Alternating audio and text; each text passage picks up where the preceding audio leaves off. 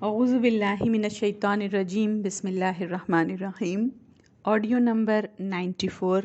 جنگ احد کے بعد شہداء کی تدفین سے فارغ ہو کر اور اللہ تعالیٰ کی ثنا اور دعا کرنے کے بعد آپ صلی اللہ علیہ وسلم نے گھر واپسی یعنی مدینے کا رخ کیا۔ راستے میں کچھ عورتیں جن کے رشتہ دار اس جنگ میں شہید ہوئے تھے وہ ملیں۔ انہوں نے اسلام سے محبت، اللہ اور اس کے رسول صلی اللہ علیہ وسلم سے چاہت کا ایسا مظاہرہ کیا کہ نبی اکرم صلی اللہ علیہ وسلم نے ان کے لیے دعا فرمائی۔ ایک عورت جن کے باپ، شوہر اور بھائی اس جنگ میں شہید ہوئے تھے، وہ احد کی طرف خبر سن کر آ رہی تھیں کہ انہیں صحابہ کرام رضی اللہ عنہم راستے میں مل گئے۔ وہ رو رہی تھیں۔ صحابہ سے انہوں نے پوچھا نبی اکرم صلی اللہ علیہ وسلم کے بارے میں بتائیں۔ صحابہ رضی اللہ عنہم نے انہیں اشارے سے نبی اکرم صلی اللہ علیہ وسلم کو دکھایا تو بے ساختہ بول پڑیں کہ اب ہر مصیبت ہیچ ہے۔ سعد بن معاذ رضی اللہ عنہ جو ہمیشہ نبی اکرم صلی اللہ علیہ وسلم کی حفاظت کے لیے ساتھ ہی رہتے تھے، نبی اکرم صلی اللہ علیہ وسلم کے گھوڑے کی لگام تھامے چل رہے تھے، ان کے بھائی بھی اس جنگ میں شہید ہوئے تھے، عمرو بن معاذ رضی اللہ عنہ۔ تبھی انہیں ان کی والدہ دکھائی دیں۔ وہ بھی مدینہ سے اپنے بیٹے کی شہادت کی خبر سن کر آ رہی تھیں۔ سعد رضی اللہ عنہ نے کہا یا رسول اللہ، یہ میری والدہ ہیں۔ نبی اکرم صلی اللہ علیہ وسلم رک گئے، انہیں تسلی دی، صبر کی تلقین کی تو کہنے لگیں یا رسول اللہ، میں نے آپ کو سلامت دیکھ لیا، بس اب ہر مصیبت ہیچ ہے۔ پھر نبی اکرم صلی اللہ علیہ وسلم نے فرمایا سعد خوش ہو جاؤ اور سارے شہداء کے گھر والوں کو خوشخبری سنا دو کہ ان کے شہداء سب کے سب ایک ساتھ جنت میں ہیں اور اپنے گھر والوں کے بارے میں ان سب کی شفاعت قبول کر لی گئی ہے۔ حمنہ بنت جہش رضی اللہ عنہا سے بھی ملاقات ہوئی۔ یہ عبداللہ بن جہش کی بہن تھیں رضی اللہ عنہ۔ انہیں بتایا گیا کہ ان کی شہادت ہو گئی۔ رونے لگیں۔ نبی اکرم صلی اللہ علیہ وسلم نے فرمایا تو عبداللہ پر کیوں روتی ہے؟ اس پر تو فرشتے سایہ کیے ہوئے تھے جب تک کہ اس کا جنازہ اٹھا۔ یعنی اللہ تعالیٰ نے اتنا بلند مقام اور بلند مرتبہ دیا۔ انہوں نے انا للہ پڑھی اور مغفرت کی دعا کی۔ پھر انہیں بتایا گیا کہ آپ کے ماموں حمزہ رضی اللہ عنہ بھی شہید ہو گئے ہیں۔ انہوں نے انا للہ پڑھی اور مغفرت کی دعا کی۔ پھر اس کے بعد مصعب بن عمیر رضی اللہ عنہ، ان کے شوہر کی شہادت کی خبر ان کو سنائی گئی تو تڑپ کر چیخ پڑیں۔ تو نبی اکرم صلی اللہ علیہ وسلم نے فرمایا کہ عورت کا شوہر اس کے لیے خصوصی درجہ رکھتا ہے۔ جنگ ہی والے دن یعنی 7 شوال سنیچر ہی کی شام کو نبی اکرم صلی اللہ علیہ وسلم مدینہ پہنچ گئے۔ نبی اکرم صلی اللہ علیہ وسلم کو یہ اندیشہ پریشان کیے جا رہا تھا کہ کہیں مشرکین چپکے سے مدینہ پر اٹیک نہ کر دیں، کیونکہ اس جنگ میں ان کا ہی پلہ بھاری تھا اور پھر بھی کوئی فائدہ نہیں اٹھا سکے تھے، تو کہیں ندامت کی وجہ سے وہ یہ حرکت نہ کر بیٹھیں۔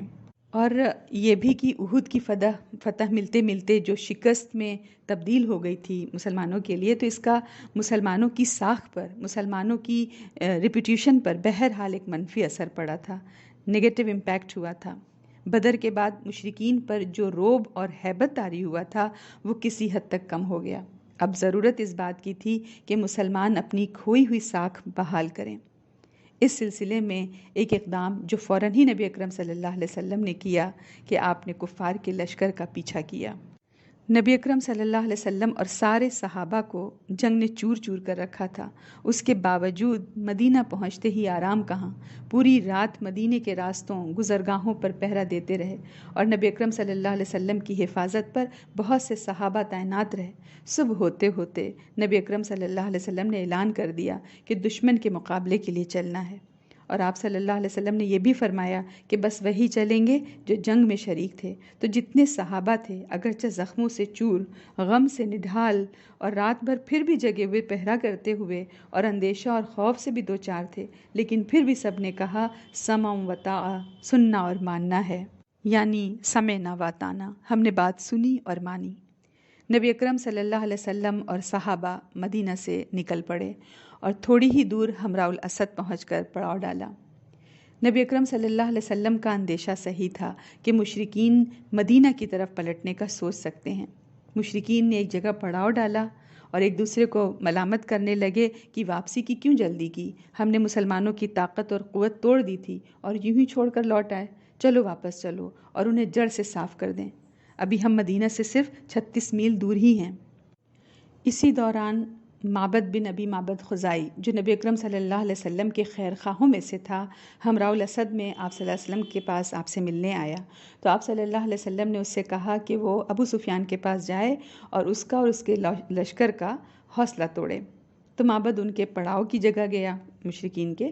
اس وقت مشرکین مدینہ چڑھائی کا فیصلہ کر چکے تھے۔ معبد نے انہیں بری طرح ڈرایا، کہا محمد صلی اللہ علیہ وسلم ایسی ٹیم لے کر نکلے ہیں کہ میں نے کبھی ویسی جوش والی جماعت نہیں دیکھی، سارے لوگ تمہارے خلاف غصے سے کباب ہوئے جا رہے ہیں اور تم پر اس قدر بھڑکے ہوئے ہیں کہ میں نے اس کی مثال نہیں دیکھی۔ یہ سن کر مکی لشکر کے حوصلے ٹوٹ گئے، ان پر گھبراہٹ اور روب طاری ہو گیا اور انہیں اسی میں عافیت نظر آئی کہ مکے کی طرف اپنی واپسی جاری رکھیں۔ ابو سفیان تو اتنا ڈر گیا کہ کہیں ہمارے لشکر کے بھاگنے سے پہلے ہی اسلامی لشکر ان کے قریب نہ آ جائے۔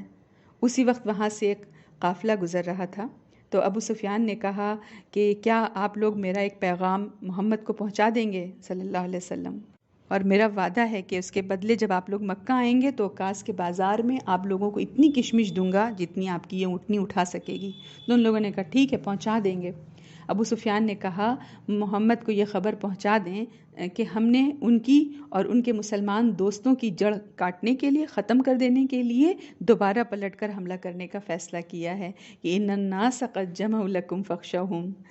تو اس کا مطلب تھا کہ مسلمان ڈر جائیں گے اور پیچھا نہیں کریں گے اور یہ لوگ جلدی سے مکہ کوچ کر جائیں گے۔ مگر اس کا پیغام سن کر مسلمانوں کے ایمان میں اور اضافہ ہو گیا اور انہوں نے کہا حسبنا اللہ و نعم الوکیل۔ ان کے ایمان کو اور بڑھا دیا اور انہوں نے کہا اللہ ہمارے لیے کافی ہے اور بہترین کارساز ہے۔ چنانچہ وہ اللہ کی نعمت اور فضل کے ساتھ پلٹے، انہیں کسی برائی نے نہ چھوا اور انہوں نے اللہ کی رضامندی کی پیروی کی اور اللہ بڑے فضل والا ہے۔ تو اس ایمانی قوت کے بدولت وہ لوگ اللہ تعالیٰ کی نعمت اور فضل کے ساتھ پلٹے۔ نبی اکرم صلی اللہ علیہ وسلم ہمراہ الاسد میں 3 دن ٹھہرے رہے اور پھر مدینہ واپس آ گئے۔ اس جرأت مندانہ قدم سے یہودی اور منافق دونوں حیران ہو گئے۔ نبی اکرم صلی اللہ علیہ وسلم نے ایک طرح سے ان کو یوں سمجھیں پریمپٹ کر دیا۔ والسلام علیکم ورحمۃ اللہ وبرکاتہ۔